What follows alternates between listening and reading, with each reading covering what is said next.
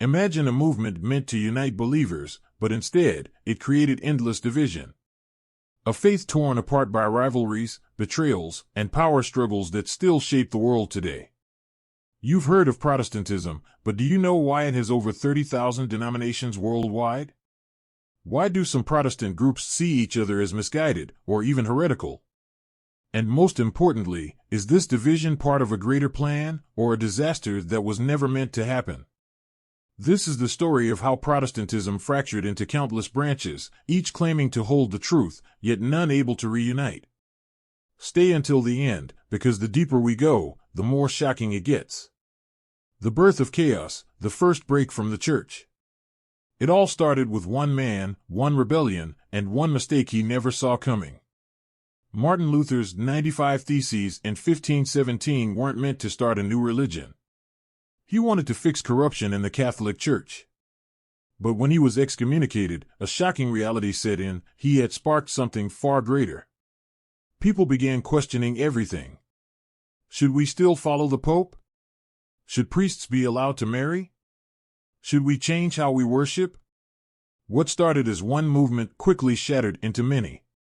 Each leader believed they had found the true way, and soon, these factions turned against each other. Luther's dream of one Reformed church had become a battlefield of ideologies.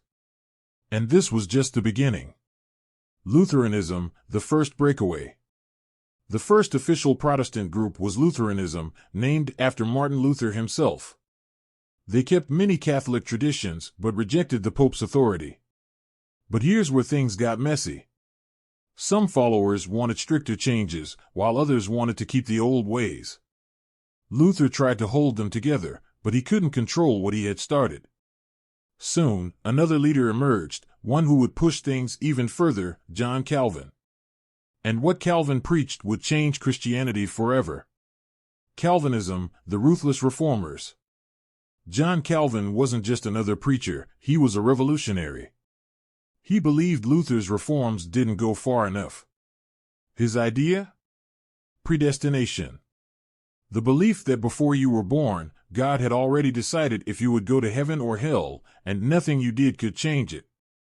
This belief led to strict, disciplined societies, where people lived in fear of showing any sign of sin.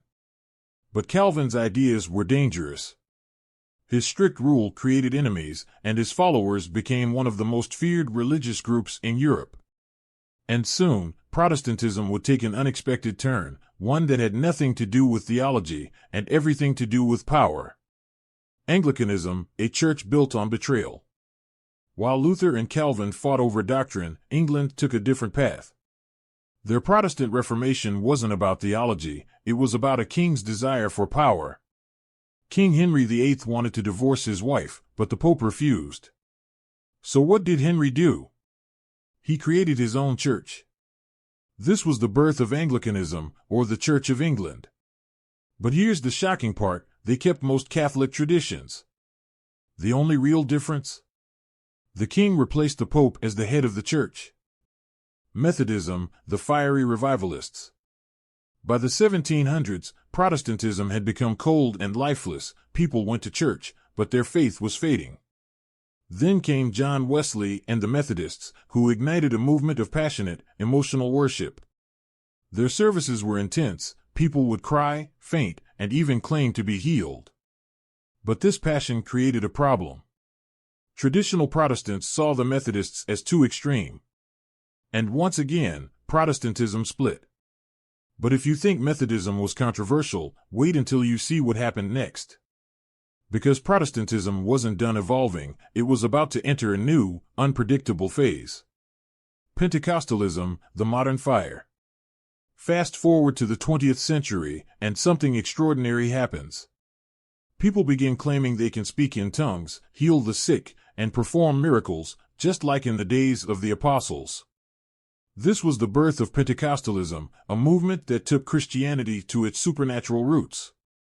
Pentecostal churches became wild, chaotic, and intense.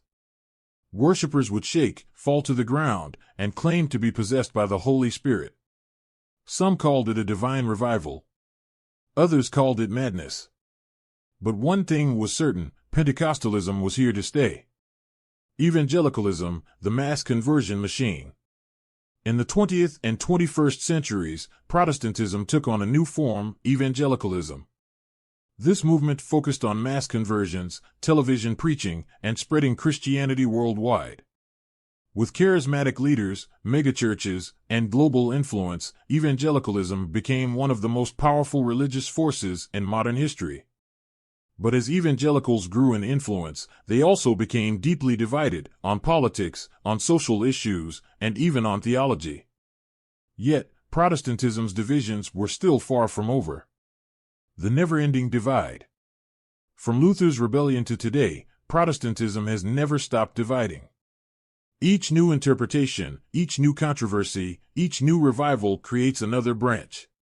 So here's the real question: is Protestantism destined to remain divided forever?